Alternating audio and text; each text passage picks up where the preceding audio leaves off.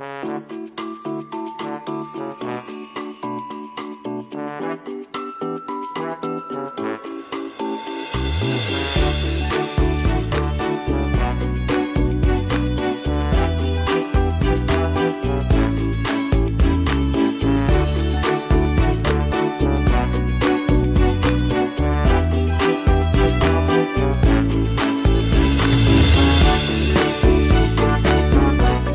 semuanya, kembali lagi dengan saya. Masa depan itu perlu kita siapkan, tetapi jangan lupa kita nikmati masa sekarang dan masa lalu. Nah, bagaimana dengan masa lalu, masa sekarang, dan masa depan? Oke, masa lalu itu pasti ada. Masa lalu setiap orang dari kita, Anda dan saya memiliki masa lalu. Yang kadangkala masa lalu itu ada yang masa lalu kelam, bahagia, menyejukkan, indah, dan sebagainya. Nah, masa lalu yang kelam seringkali membuat kita sampai sekarang, masa saat ini, selalu terbawa-bawa bahwa dulu saya pernah ngalamin namanya sakit hati, dulu pernah namanya kecewa. Nah, selalu pengalaman atau peristiwa-peristiwa masa lalu itu selalu masih dibawa, dikaitkan, dan kita belum sembuh, dan masih sampai sekarang di sini sakitnya, masih kerasa di sini sakitnya. Maka masa lalu itu perlu kita olah. Masa sekarang bagaimana, masa depan bagaimana. Tetapi kali ini saya akan mencoba kita bincang-bincang, kita bahas masa lalu. Seringkali kita tidak bisa damai dengan masa lalu. Lalu kemudian apa yang terjadi ketika kita seringkali mengungkit masa lalu yang kurang baik, kurang enak, dan sekarang masih terbawa. Yang perlu diingat bahwa ketika kita seringkali mengungkit masa lalu yang kurang enak, itu juga akan mempengaruhi masa sekarang dan masa depan. Maka masa lalu ini juga sangat penting kita selesaikan dulu, supaya kita menjalani hidup berikutnya, langkah berikutnya sungguh-sungguh dengan penyelesaian yang baik, dengan hati yang murni, dalam arti hati yang ingin memulai sesuatu yang baru. Masa lalu hendaknya kita selesaikan, kita harus berdamai. Nah, lalu bagaimana cara kita bisa menerima, bisa berdamai dengan masa lalu? Pertama, kita perlu menyadari dulu, kita sadar kita pernah mengalami hal yang kelam, misalnya hal yang kelam, sakit hati. Kita harus merasakan itu, jangan ditolak. Rasa sakit hati jangan ditolak, tetapi justru harus kita rasakan. Ya, pertama, kita harus menyadari dan kita harus merasakannya itu. Kita rasakan bahwa kita sakit hati. Ya, kita alami bahwa saya sadar saya sakit hati. Hal yang kedua, setelah kita menyadarinya, yang berikutnya adalah kita bisa menerimanya. Kita menyadari, kita menerima bahwa saya itu saat ini sedang sakit hati.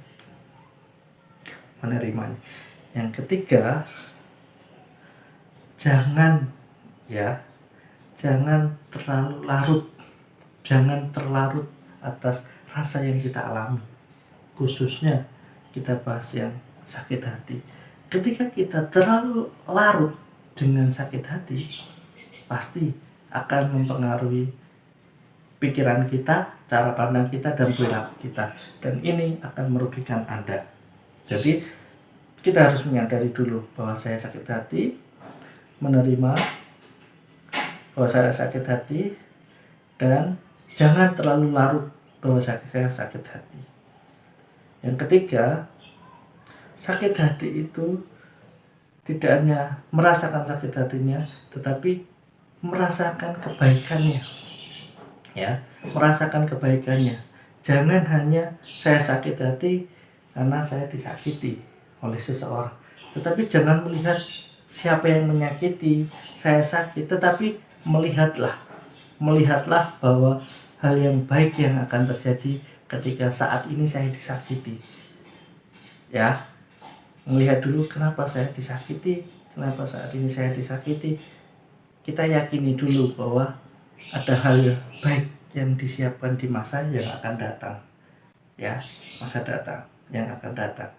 Nah, maka dengan hal-hal kita menyadari, merasakan, jangan terlalu larut, mudah-mudahan kita bisa sungguh-sungguh berdamai, menerima bahwa kita sakit hati.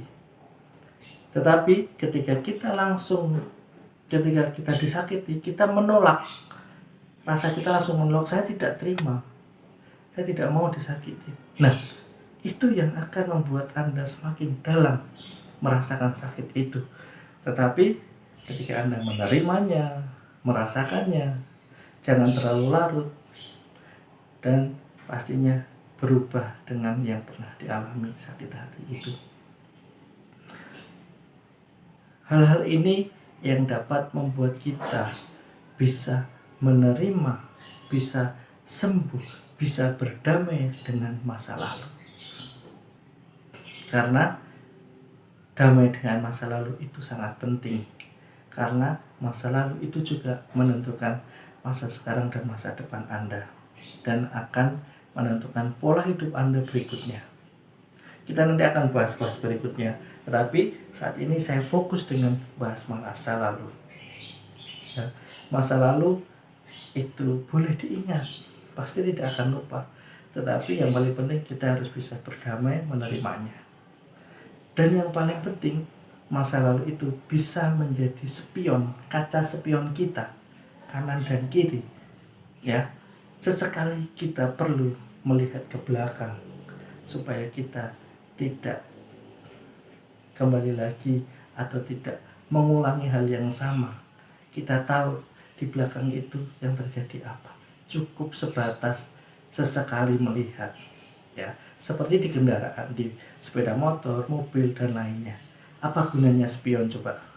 Supaya kita bisa, ketika kita akan menentukan arah hidup, misalnya kendaraan, ketika kita mau belok kanan, kita kan pasti melihat spion yang kanan dulu, di belakang ada orang atau tidak, ya, baru kita akan belok kalau tidak ada. Nah, sama halnya hidup kita perlu melihat ke belakang dulu. Apakah di belakang itu yang akan kita lakukan, apakah mengulangi hal yang sama atau tidak. Maka masa lalu itu bisa menjadi spion hidup kita, supaya kita dapat berdamai, menerima masa lalu, supaya kita dapat menjalani hidup di masa sekarang dan masa depan itu lebih baik lagi. Karena masa depan itu terbentuk oleh masa sekarang dan masa lalu. Semoga Anda dapat berdamai dengan masa lalu dan menyiapkan masa depan Anda dengan sangat baik. Terima kasih.